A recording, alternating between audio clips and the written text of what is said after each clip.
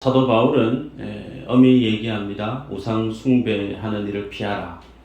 그래서 우상 숭배를 해서는 안 된다라고 힘주어 얘기하죠. 이 말씀을 접하면서 스스로 생각할 때 나는 예수님을 믿는 하나님의 자녀로서 나는 하나님을 예배하는 사람이지 우상 숭배는 나는 하고 있지 않다라고 여기는 분들이 아마 많이 계시지 않겠나 싶습니다.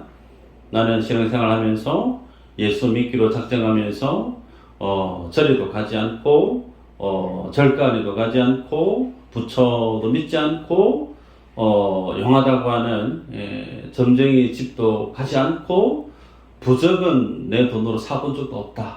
아마 이렇게 생각하시는 분들이 많이 계시지 않겠나 싶어요. 여러분 오늘 말씀을 들으시면서 우상 숭배에 대한 성경이 제시하고 있는 본질적인 의미가 뭔지를 잘 규정하고 정립하는 시간이 되기를 주의 이름으로 축복합니다. 여러분, 우상 숭배의 본질적인 의미는 하나님 한 분만으로 만족하지 않음으로 인한 내 안에 일어나는 여러 가지 생각들 혹은 행위들, 그것이 곧 우상 숭배라는 거예요. 그래서 성경은 우상 숭배에 대해서 뭐라고 얘기하냐면 탐심이 곧 우상 숭배다, 그렇게 말씀을 하죠. 이스라엘 백성들이 우리가 지난 시간에 보았지만 출애굽을 한 1세대들이 다 2명을 빼고 다 광야에 엎드려져 멸망했습니다. 그들이 구원을 받고 난 이후에 시내산에서 하나님과 언약 체결식을 가지면서 그들이 뭘 했느냐면 황금을 부어서 황금 송아지를 만들어냈죠. 황금 송아지를 만들어내고 나서 그들이 뭐라고 얘기했냐면 우리를 애굽에서 이끌어낸 여호와 하나님이다라고 얘기를 했습니다. 왜 황금 송아지 우상 숭배를 했느냐면 하나님으로 만족하지 않고 내가 원하는 나의 기쁨, 나의 안식, 나의 안전을 위해서 황금을 부어서 황금 송아지를 만들어내고 그 황금 송아지를 이름하여 여호와 하나님이다 라고 이스라엘 백성들은 명명했었습니다. 여러분, 그래서 우상 숭배는 하나님만으로 만족하지 않아서 일어나는 그 모든 생각과 행위들이 우상 숭배에 해당되어집니다. 우리가 알고 있는 것은 하나님은 전지전능하시고 완전하신 분이죠. 완전하신 하나님께는 부족함이 하나도 없어요. 그런데 그 완전하신 하나님을 나의 주인으로, 나의 하나님으로 믿으면서 나는 그 하나님으로 만족하지를 못한다는 게 문제죠. 영원하시고 전지전능하신 완전한 하나님이라 신앙은 고백은 하는데 내 안에 나는 그 유일하신 하나님 한 분만으로 만족하지 않아서 우상을 섬기게 되어졌던 이스라엘의 백성들. 문제는 내가 하나님 말고 내가 원하는 것이 따로 있다라는 겁니다. 그래서 자기 만족, 자기 행복을 위해서 뭔가를 만들어내는 것, 그것이 우상 숭배의 저변에 깔려있는 본질적인 원인이라는 거죠. 우스갯 이야기인데요. 어느 믿음이 없는 목사님이 교회를 개척을 했습니다. 열심히 교회 개척해서 예배를 잘 드리고 있는데 교회가 성장하지를 않는 거죠. 목사님이 하도 고민이 돼서 고민해도 답이 안 나와서 용하다라고 하는 점집에 가서 점을 받답니다.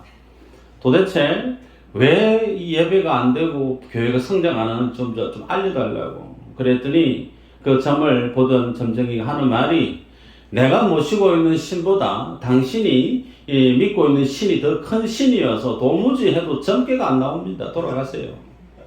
그랬답니다. 그래서 그 목사님이 그제 하나님 나와 함께 하고 계시는구나. 그제 알고 돌아와서 예배를 인도하는데 도저히 양심이 찔리는 거죠. 그래서 개척교회 예배하고 있는 성도들한테 얘기한 겁니다. 실은 이만저만 그래서 내가 점쟁이를 보고 왔는데 하나님 나와 함께 하고 있었답니다. 우리 열심히 교회 이렇게 한번 세워보십시다. 좋은 말로 얘기를 한 거예요. 그 다음 주에 성도들이 다 어디로 갔을까요? 그 점집에 다 몰려간 거예요.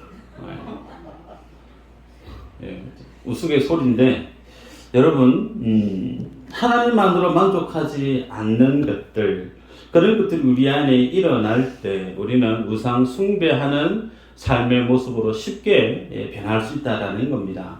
지난 시간에 우리가 보았는데 이스라엘 백성들이 광야에서 하나님을 우상 숭배했고 간음했고 원망했고 시험했던 그 이후로 모든 1세대들이 광야에서 다 엎드려 죽어 멸망을 당했다 그랬죠. 하나님만을 기뻐하지 않고 내가 기뻐하는, 내가 원하는 행복을 그들은 삶의 목적으로 삼았기 때문에 그렇습니다. 때문에 성도가 신앙생활하면서 가정에서 혹은 직장에서, 세상에서, 교회에서 원망을 하고 불평을 하고 있는 이유가 어디 있는가? 상황이 그만하니까, 환경이 그만한 이유가 되니까 내 안에 원망이 있고 불평이 일지요 라고 얘기할 수 있을지 모르나 본질은 그게 아니에요. 본질은 하나님께 내 삶의 전부를 드릴 마음이 내 안에 없기 때문에 그렇다라는 겁니다. 여러분, 예수님은 나를 구원하시기 위해서 하나님의 전부라 할 수 있는 독생자 예수 그리스도를 십자가에 내놓으셨죠. 그 하나님이 이 십자가에 온전히 피와 물을 다 쏟아내심에 우리가 예수님을 믿음으로 구원을 얻었어요. 그렇게 주님은 나를 구원하시기 위해서 하나님의 전부를 내어놓으셨는데 그 하나님을 내 삶의 주인으로, 내 생명의 주인으로 내가 믿습니다 고백은 하면서도 정작 내가 하나님 앞에 나아가고 있는 믿음의 모습은 나의 전부를 주님께 내어놓지 못하고 살아가는 모습들이 많다라는 겁니다. 고작해야 일주일 중에 주일날 1시간 예배 드리는 거예요. 그 1시간 예배를 드리는 것도 열정이 충만한 목회자가 절제 없이 설교를 조금만 좀 길게 하면 속에서 양은 냄비에 물 끓듯이 내 속에 불만이 스멀스멀 올라오는 거. 왜 이리 오래 하지? 빨리 끝나야 되는데. 수입에 재정이 있는데 그 수입의 재정에서 11조 헌금을 드립니다. 그리고 각종 헌금을 믿음의 고백을 담아 드립니다. 그러면서 내 안에 그것을 어떻게 이해하느냐면 나는 그래도 일주일에 예배를 드렸고 하나님 앞에 11조 헌금도 드렸고 내가 할 수 있는 최선을 다해서 주님 앞에 헌금을 드렸다. 그러면서 예배 끝나고 돌아갈 때 자기 스스로를 어떻게 해석하느냐면 나는 오늘 주님 앞에 최고의 예배를 드렸다라고 하면서 자기 자신을 뿌듯해하고 자랑스럽게 여기면서 돌아가는 이들이 한국 교회 안에 많이 있어요. 여러분, 고린도전서 9장 16절에 우리가 봐야 되지만 내가 복음을 전할지라도 자랑할 것이 없으면 내가 부득불할 일이라. 만일 복음을 전하지 아니하면 내게 화가 있을 것이로다. 사도 바울이 얘기합니다. 사도 바울은 복음을 전하는 그 일에 대해서 그가 경험했던 환난을, 고난을 당했던 일들을 고린도 후서에서 쭉 열거했는데 말씀해 보면 40에 하나를 가만비를 5번 맞고 굶주리고 잠 못 자고 바다에서 혹은 숱한 고난을 다 겪으면서 그렇게 사도 바울은 주의 복음을 전했다는 거예요. 그런데 그렇게 주의 복음을 생명 다해 죽을 고비를 수십 번 경험하면서 그렇게 주님께 받은 사명을 감당했던 사도 바울이 뭐라고 얘기하느냐면 부득불할 일임이라 그래요. 그 말의 의미는 내가 주님 앞에 복음 전하다가 죽을 고비를 몇 번을 맞고 돌에 맞고 태형을 당하고 감옥에 갇히고 그와 같은 많은 고난을 당한 게 나의 자랑거리가 아니다. 뭐라고요? 부득불할 일이다. 여러분, 그래서 엄밀히 얘기하면 예수 그리스도를 만나고 내게 부어주신 그 하나님의 구원의 은혜를 제대로 아는 성도는 교회에 와서 신앙의 삶을 살아가는 그 모든 신앙의 행위는 나의 자랑이 아니라는 거예요. 뭐라고요? 부득불할 일입니다. 마땅히 내가 해야 될 일이라는 거예요. 마땅히 해야 될 일을 두고 그것을 자랑스러워하고 그것을 자기의 의로 삼아 가슴 뿌듯해야 할 일이 아니다라는 겁니다. 만에 하나 내가 신앙생활을 하면서 내가 교회에서 이만한 일도 했고 저만한 일도 했고 나 스스로 나는 다른 사람들도 더 많은 잘할 것이 많다라고 여기는 분이 혹 계시다라고 하면 그분은 교회 안에서 뭘 하고 있는 믿음의 삶이냐 규정할 수 있느냐면 세상에서 누리는 즐거움을 교회 안에서 누리는 것과 같다라는 겁니다. 요한 1서 2장 15, 17절 한번 볼까요? 한번 읽어보십시다. 시작.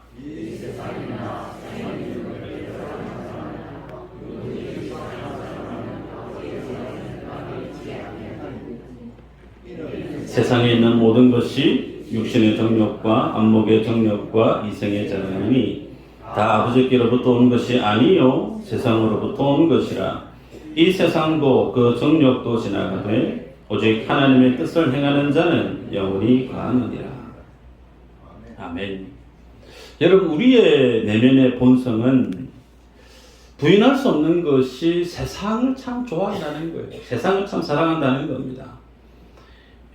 남들 다 가지고 싶은 거, 육신의 이생의 안목의 정욕들, 나도 하나만 더 있었으면 좋겠다라고 하는 그 마음이 내 안에 있는 거예요. 여러분 앞에 서 있는 양 목사도 별반 부인할 수 없는 그런 욕심을 지닌 사람이 지나지 않습니다. 그런데 성경은 뭐라고 얘기하냐면 세상을 사랑하지 마라라고 강력하게 권합니다. 여러분, 세상을 사랑하게 되어지면 그 세상을 사랑하는 것의 본질의 그 결국은 무엇으로 귀결되어지느냐면 하나님을 사랑하는 것이 아니고 누구를 사랑하는 거예요? 자기 자신을 사랑하는 거예요. 하나님을 사랑하는 자는 세상을 사랑하지 않고 하나님이 사랑하게 하시는 것들을 사랑하기에 집중하게 되어지는데 하나님과의 온전하고 건강한 사귐이 없는 인생들은 하나님이 세상 사랑하지 마라라고 한 것들에 대해서 세상의 모든 삶에 포커스를 맞춰서 살아가더라는 거죠. 그것이 뭐라고 귀결되어지느냐면 오늘 본문의 사도 바울은 우상 숭배하는 것이다 라고 얘기하고 있습니다. 여러분, 그러면 출애굽 백성들이 광야에서 우상 숭배해서 하나님께로부터 다 멸망을 받았던 그들의 실수에 대해서 오늘 사도 바울이 어떻게 우리에게 풀어주고 있느냐면 간음도 하나님 앞에 동일하게 우상 숭배에 해당되어지는 행위임을 얘기합니다. 말씀을 볼까요? 야고보서 4장 4절 한번 읽어보십시다. 시작. 가늠한 여인들아, 세상과 벗된 것이 하나님과 원수됨을 알지 못하느냐? 그런즉 누구든지 세상과 벗이 되고자 하는 자는 스스로 하나님과 원수되는 것이니라. 야고보 사도는요, 세상과 세상과 친구 되어지는 거, 친구 사랑하면 계속 보고 싶죠. 만나면 얘기하고 싶고 식사하고 싶고 같이 취미활동 갖고 싶고 내 인생에 많은 시간을 그 친구와 보내고 싶은 것이 마음에 맞는 친구를 지닌 모든 사람들의 동일한 모습 아니에요? 그래서 세상을 마치 친구처럼 벗으로 삼게 되어지는 자, 그 사람에 대해서 성경은 야고보 사도를 통해서 뭐라고 얘기하느냐면 하나님과 원수 맺는 것이다 라고 얘기해요. 여러분, 원수는 하나님의 사랑의 대상이 아닙니다. 하나님의 원수는 죄와 사단이 있는 위치에 있는 것이 원수가 서 있는 위치에 있다는 거예요. 그래서 세상을 사랑하는 것, 그것은 야고보 사도를 통해 우리에게 얘기하는 것은 영적인 간음이다. 영적인 간음 곧 이꼴 세상을 사랑하는 것, 세상을 사랑하는 것도 우상 숭배하는 것이다 라고 성경이 우리에게 제시합니다. 그러기에 여러분, 예수 그리스도를 내 삶의 유일한 삶의 목적으로 제대로 정립하지 않고 살아가는 성도는 신앙생활을 하면서 때로는 내 기대가 있고 내 계획이 있고 내 뜻이 있는데 그것이 제대로 세워지지 않을 때, 이루어지지 않을 때 깊은 절망을 하게 돼요. 내 뜻대로, 내 계획대로, 내 생각대로 뭔가 이루어지지 않을 때 깊은 절망과 실망과 좌절을 경험하면서 어디까지 나아가게 되어지느냐면 하나님은 없다라고 얘기해요. 내가 신앙생활을 해야 될까? 신앙의 깊은 좌절을 느끼면서 심지어는 교회를 떠나는 분들도 있다는 겁니다. 여러분, 그 모습이 무엇을 반증하느냐면 그 사람은 하나님을 믿은 것이 아니고 자기의 욕심을 믿었다라는 거예요. 그 사람이 서 있었던 믿음의 자리는 하나님의 말씀에 근거한 십자가 위에 서 있었던 믿음이 아니고 우상 숭배하고 있었던 그 믿음의 자리에 본인이 나는 예수님 잘 믿는다면서 살았던 삶의 현실이었음을 그 결과가 보여준다는 겁니다. 20절 이후로 보면 사도 바울은 우상 숭배하는 삶이 또다시 무엇으로 쉽게 구체적으로 설명하고 있느냐면 귀신과 교제하는 것이다 라고 얘기해요. 여러분, 우리가 말씀을 비춰보면 나는 예수님 믿으면서 예수님과 성령님과 교제하지 믿음의 지체들과 교제하지 나는 아무리 생각해도 귀신하게 교제하고 있지는 않는 것 같다. 그렇게 아마 많은 분들이 생각하실 줄 압니다. 여러분 15절 말씀을 한번 읽어볼까요? 15절 말씀 시작. 나는 지혜 있는 자들에게 말함과 같이 하노니 너희는 내가 이르는 말을 스스로 판단하라. 언정유골이라는 말이 있죠. 사도 바울이 지금 고린도 교회 성도들이 하는 말이 뭐냐면 우리들은 하나님의 구원의 진리를 압니다. 우리는 성령의 풍성한 체험을 했고 성령의 다양한 은사를 경험했고 우리는 예수님을 잘 믿는 믿음의 사람들입니다 라고 얘기하면서 고린도 교회 성도들이 스스로 하나님의 진리와 성령의 체험을 자랑삼아 사도 바울에게 얘기하고 있는데 그렇게 얘기하고 있는 그들의 삶의 실제 내용을 사도 바울은 무엇으로 규정하고 있느냐면 너희들은 지금 하나님의 진리를 안다 얘기하지만 너희들은 지금 성령을 알아서 성령의 부여한 지혜 가운데 동참한다고 얘기하지만 실제는 너희들 지금 우상 숭배하고 있다. 실제는 지금 너희들이 귀신과 교제하고 있는 삶의 모습 속에 있다라는 것을 애들로 표현하고 있는 거예요. 그래서 너희들 스스로 판단해라. 여러분, 목회자가 목회를 하다 보면 성도 한 분 한 분을 바라보다가 저 모습은 아닌데 저 모습은 고쳐야 될 모습인데 라는 것들이 눈에 들어올 때가 있어요. 그러면 1대1로 불러서 얘기할 때도 있고 혹은 그것이 잘 쉽지 않겠다 싶으면 모든 회중을 향해서 그 본문의 말씀을 전하기도 합니다. 그러면 어떤 마음이 드냐면 제발 이 말씀 속에 그분이 자신의 모습을 객관적으로 좀 돌아보고 변화되어져서 이 말씀 앞에 내가 나를 돌아봐서 내가 변화되는 삶이 되어져야 되겠다. 그런 기대치가 있는 거죠. 그렇지 않고 1대1로 만나서 당신은 이런 부분이 잘못됐습니다. 고치세요. 그러면 앞에서는 제가 고치겠습니다. 말은 해도 마음이 상합니다. 사람인지라 감정을 지닌 사람인지라 마음 상하는 거예요. 그럼 그다음부터 관계가 너무 불편해져요. 제가 제일 못하는 것이 이런 부분이에요. 저는 관계 지향적인 사람이기 때문에 일 중심이 아니고 관계 지향적인 사람이라 사람과의 관계가 힘들면 모든 것이 힘들어져요. 반면에 사람과의 관계가 좋아지면 모든 것이 쉽게 잘 풀리는 스타일이 제 목회 스타일입니다. 그래서 저는 설교하면서 늘 기도하는 마음이 스스로 알아서 말씀 앞에서 겸비했으면 좋겠다. 이 마음이 지금 바울의 마음과 같음을 본문을 통해 이해할 수가 있죠. 여러분 그러면 오늘 사도 바울이 집중적으로 우상 숭배하는 이 의미가 뭔지를 쭉 설명하고 있는데 여러분 이 10절에서 귀신과 교제하는 삶이다. 우상 숭배하는 삶은 좀 더 구체적으로 귀신과 교제하는 삶이다. 그렇게 얘기하는데 여러분 교회에 출석하시면서 여러분들은 제가 볼 때 점집에 가시는 분은 없는 줄 압니다. 길 가다가 타로 점을 또 보고 하던데 젊은 세대들이 타로를 보고 혹은 부적을 가지고 다니고 귀신하고 악수하고 접신하고 그런 삶을 사시는 분은 한 분도 안 계시리라 믿어요.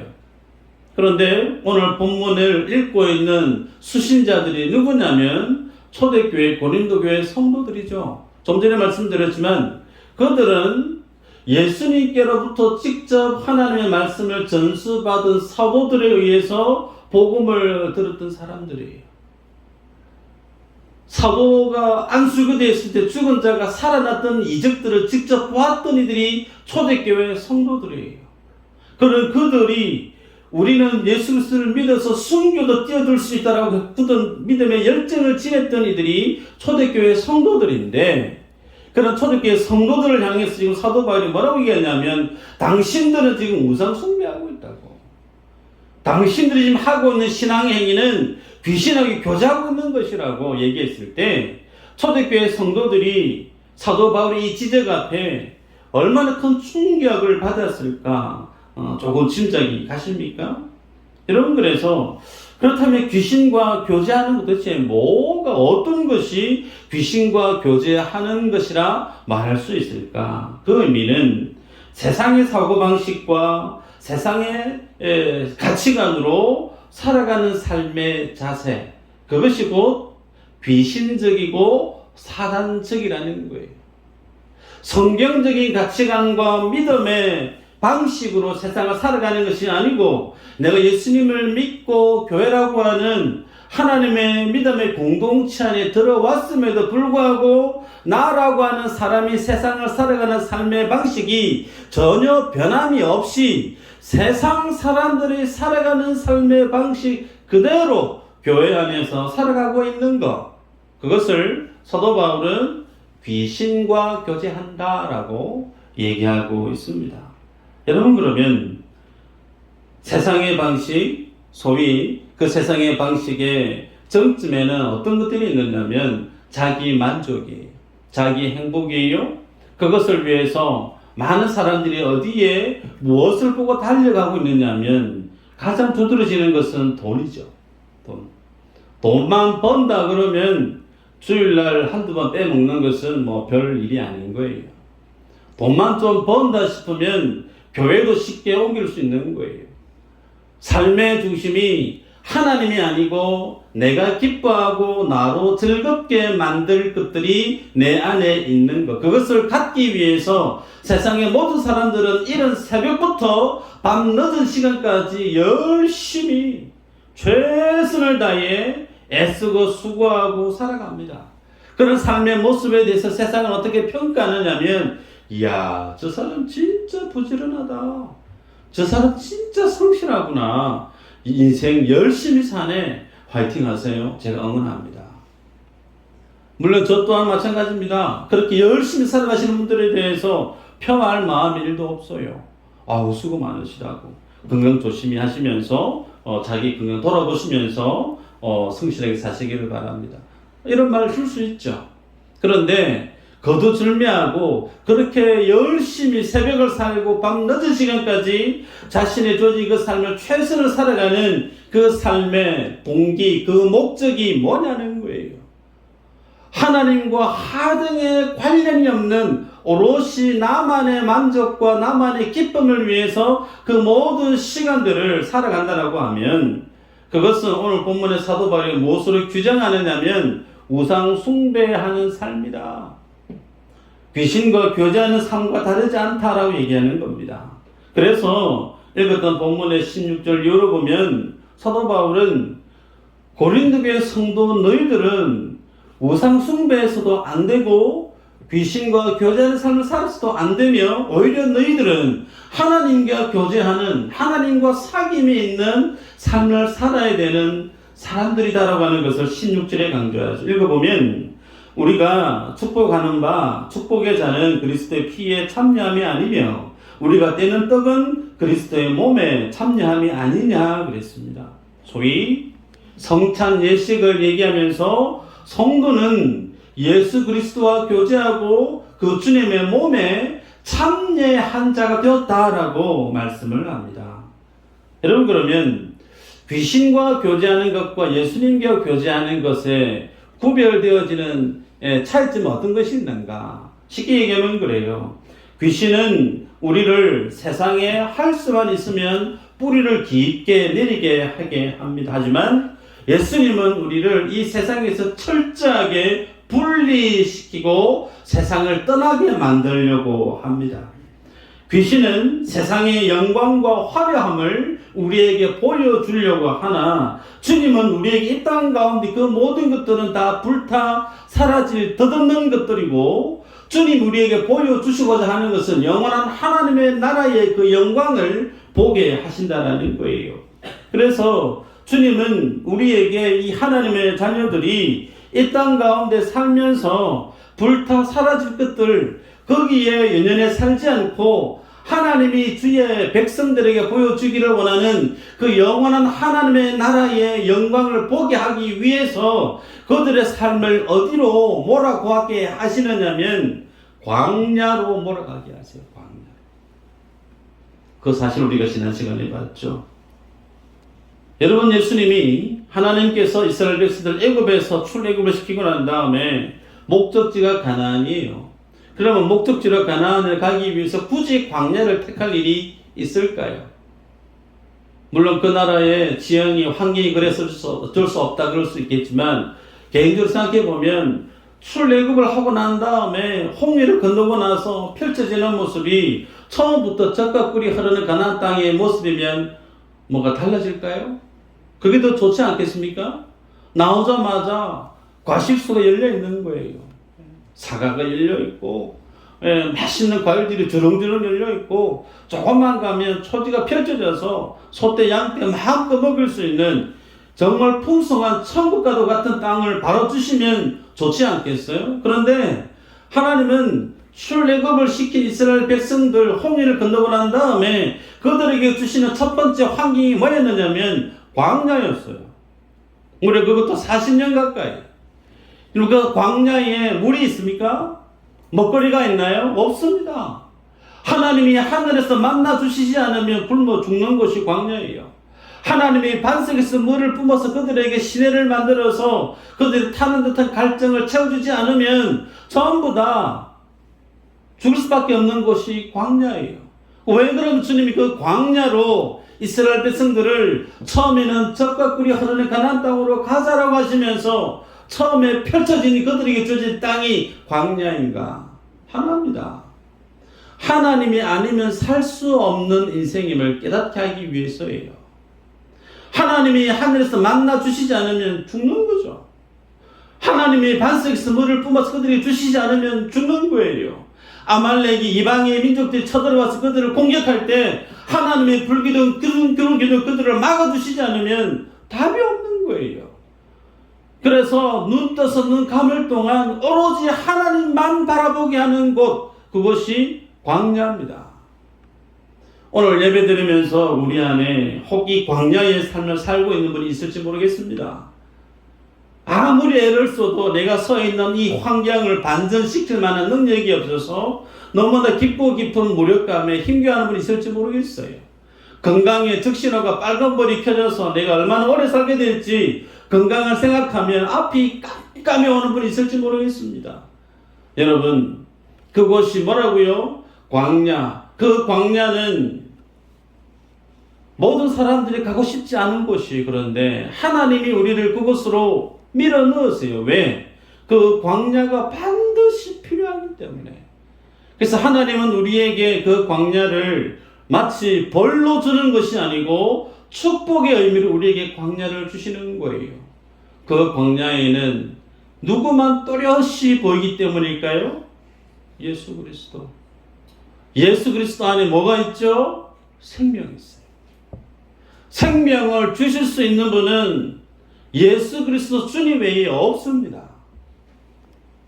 여러분, 그러면서 오늘 본문의 사도 바울은 16절 이후로 성찬 예식을 얘기하면서 우리가 그리스도의 몸에 참된 자가 되지 아니했냐 라고 얘기하면서 너희들은 귀신과 교제해야 될 존재가 아니다라고 얘기합니다. 여러분, 이 말씀의 의미를 잘 아셔야 돼요. 예수 그리스도의 몸에 참여한 자가 되었다. 그 말은 주님이 나를 구원하시기 위해서 자신의 살과 피를 주셨어요. 그것을 주님은 우리에게 주님 이 땅에 오시는 그날까지 기념하라, 행하라, 명령하셨어요. 그 말의 의미는 우리도 세상을 살아가는 날 동안 뭐 해야 되는 인생이냐면 내 살을 주고 내 피를 주어서 하나님을 위해서 이웃을 위해서 섬기는 자의 삶을 살아가면서 예수의 생명이 나로 하여금 다른 사람에게 흘러가게 하는 삶을 살아내야 될 책무, 사명이 너희에게 있다라는 것을 말씀하고 있는 것 아닙니까? 여러분, 그래서 귀신을 가까이 하고 우상 숭배하는 삶의 중심은 철저히 자기 중심적인 삶을 살아가는 인생으로 드러납니다. 그러면 나는 오늘 예수 그리스도와 교제하고 있는 시간이 많은가? 아니면 내가 서 있는 자리가 우상 숭배하고 있는, 귀신과 교제하고 있는 삶의 자리에 더 많은 시간을 갖고 있는가? 스스로 돌아볼 필요가 있어요. 말씀을 맺는데요. 마태복음 4장 1절 이후로 보면 예수님께서 성령에 이끌려서 마귀에게 시험을 3번 당하죠. 첫 번째 시험이 40일 금식 이후에 사단이 와서 돌을 보여주면서 저거 떡덩이 만들어 먹어봐봐 라고 얘기하죠. 예, 먹거리, 먹기 위해서, 먹고 살기 위해서 하나님의 능력을 한번 사용해 봐봐봐.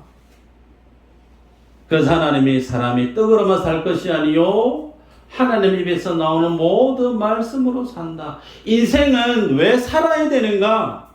하나님의 백성이 이 땅 가운데 살아야 될 목적이 먹고 살기 위해서 사는 게 아니라는 거죠.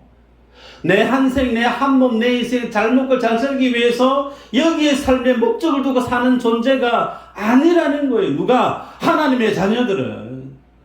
하나님의 구원을 입은 주의 백성은 하나님의 말씀이 뭔지, 그 하나님의 뜻이 뭔지, 여기에 내 삶의 이유가, 삶의 목적이 제대로 정립되어 있어야 된다라는 겁니다. 주님이 제대로 그 시험을 패스하죠.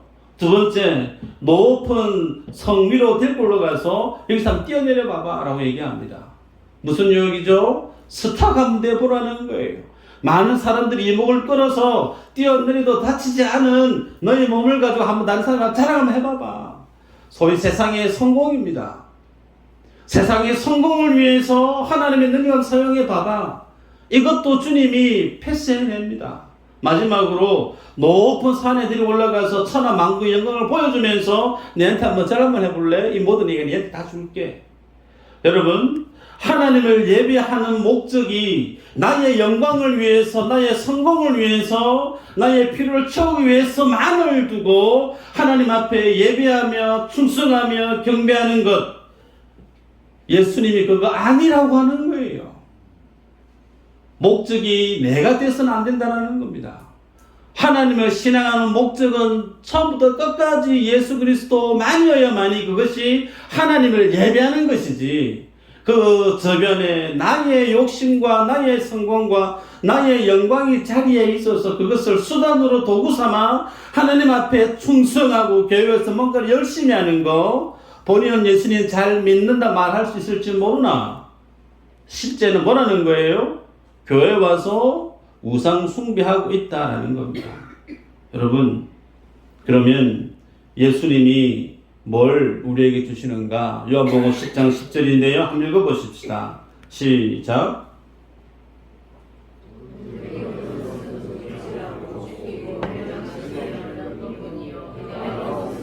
양으로 생명을 얻게 하고 더 풍성히 얻게 하려 하는 것이라. 아멘. 예수님이 뭘 주십니까? 생명 주십니다.